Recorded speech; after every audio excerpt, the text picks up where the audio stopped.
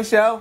How are you doing today? I'm doing good. How are you? I'm good. We're back again, and I'm excited. Doug G is cooking, and tell me, what are we doing today? Today we are baking a pineapple mustard glazed ham. A what? A pineapple mustard glazed ham. Oh my goodness, this is going to be good, and it's right around the holiday time. It's right around the holiday season, so people are going to be making their hams and turkeys and stuffing and all those wonderful things. I know, because you can't, Thanksgiving, Christmas is not Thanksgiving, Christmas without a good ham. Absolutely. So I cannot wait to get to see this pineapple glazed ham. Are you ready to start? Let's start. Very simple recipe. Okay, we're going to start with crushed pineapple. And you know, it's the 20-ounce can that you get from the local supermarket. Okay. We're going to put that in a bowl. We're going to have a half a cup of brown sugar that we're going to add to that.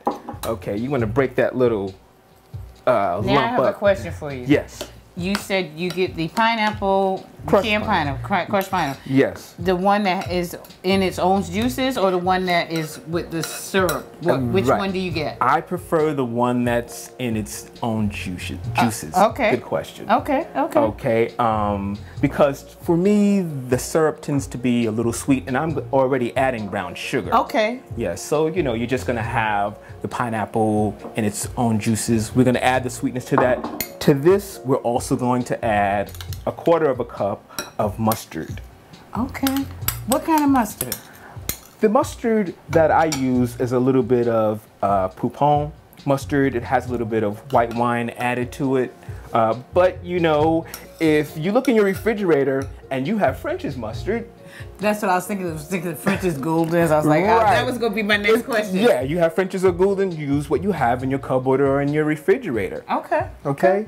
All right, now that we have this all mixed up, if you want to go ahead and add some cloves, a quarter of a teaspoon of ground cloves. Some people like to score their ham. Oh, okay, and I'll show you how to do that. Because that was the next question. Score. Right, I'll show you how to do that. But first, before we score this ham, this is a 9 to 10 pound ham. It's cut from the shank portion, which is the hind quarter of the pig. Okay. All right. And what I'm going to do is, this usually comes with a layer of fat, which we love, because as we cook it, that is going to make sure that it stays moist. Yeah, because that's what you know. I can't stand a dry ham. No, you know what I'm saying? But yes. And so with this, we're just going to see the skin right here. Yeah. We want to remove some of that skin. You gonna remove the skin? We're gonna remove the skin. Okay, and actually, you know, I'm gonna do what I was taught in school, and I'm just going to remove this and cut away from you. Cutting away. Okay, you're throwing away some of the. Yes, I know. Well, if you want to, you know, you can use that to put in some. Yes, but see, the thing about it, absolutely, you can save that, fry it up, or bake it, or however you would like. Yes, right. But just for this recipe, we want to remove that. That's fine. And see, now we're left with this layer of fat. I'm also going to remove a little bit of this here. Okay. And by scoring, I'm just going to make cross marks, as if you're going to make, like, you know, little squares. So I cut this way. Okay. As you can see. Hold on to that. There we go. All right. That's what you call scoring. And yes, and now I'm going to cut it this way. Now, what some people will do, you know, with those old-fashioned recipes that my mom used to make her ham. Okay. They would then, in these little, where the lines meet, you would then stick in your cloves. Okay. But for our recipe, we're going to just make it simple. I don't know that everybody has cloves in their cupboard. Everybody doesn't have clothes in their cupboard. So I like to make this as simple as possible, and I'm just going to spoon this right on. I'm glad you said it, because a lot of people think that they have to use cloves, but you're saying that you don't have to. You don't have to? You don't. Okay. Absolutely. This just adds a nice little sweetness to it. You don't have that additional spice, but you know what's nice about this recipe is that now you have the mustard. Okay. Okay, so you're going to have a little bit of savory that's contrasting against the brown sugar and the pineapple that we use on this ham. And it just really makes for a beautifully tasting ham. Beautifully tasting. You know, this seems very simple. Simplified. I mean, I like that. I like that. And it doesn't matter that this is running over the side, you know, because we're gonna cook this in this 350 degree oven, okay, and for 3.5 minutes. This actually is, I said, 9 to 10 pounds. 3.5. And so you're going to 3.5 minutes or 3.5 hours? Or 3.5 hours. 3.5 hours. 3.5 hours. Okay. Sorry. Thanks for correcting me on that. Yes, 3.5 hours. I got really happy though when you said 3.5 minutes. I was like, wow, we gonna get ready to eat this in about 10 minutes. But I knew that was too good to be true. Yeah. Okay, so now that we have the pineapple glaze on top of the ham, I'm also going to add a cup of water to this. Okay. Okay, and then as you're cooking your ham, you're gonna watch it, every 45 minutes just to see how it's doing. You're gonna baste it, which is just to pour some of the juices on top of it. Yeah.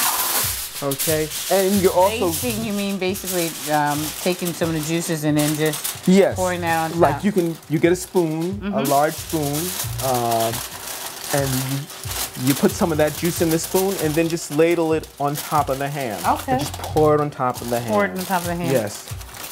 And you always want to make sure that you're watching it for the level of the liquid too, because you don't want the liquid to cook out, because then you end up with a burned ham. No, we do not. We're not going to burn this ham. We're going to make sure. If it was me, I'll come back and watch it, people, every 30 minutes, not 45, because I don't want this ham to burn. Oh my goodness.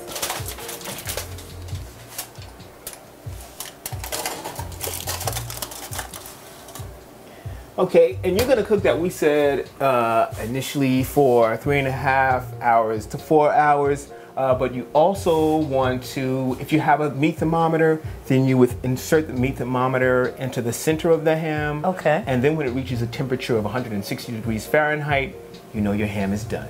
Oh, okay. This was pretty simple. I can't wait to taste this ham. Listen, it's gonna be a good ham. So just be ready. Oh, yeah, now. Okay. All right, so a good ham coming up. Okay, 3.5 hours. Yes. We can do this. Yes. Okay. Okay, Michelle. Ooh, yeah. Look at that. This is our pineapple mustard glazed ham. Oh my goodness, that looks scrumptious. Okay. It's been in there for 3.5, 4 hours. And we just continue to baste that every 30 minutes. Very nice. Okay. And there's the final product, and we're just gonna. It smells wonderful. Yeah, doesn't it smell good? Yes, it does. Ooh. So we're just gonna slice that and have a taste. How about that? That's what I was waiting for you to say. Okay, Michelle. So we're gonna now slice into our ham. Yeah. Okay, now do you want a crisp portion, or do you want... whatever you cut for me will be fine. Okay, you see the bone here? Just so you know, just some of the carving tips. Okay. I'm going to carve perpendicular to the bone, or I'm just going to cut down towards the bone. Alright? I didn't even know that you needed to... And you're basically going to do that for every slice. Mighty nice of you to give me a knife and fork. I thought I would be nice to you today. Here we go.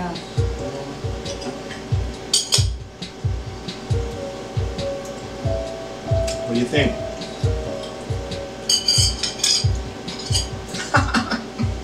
I think I want some more. This is so good. Came out nicely.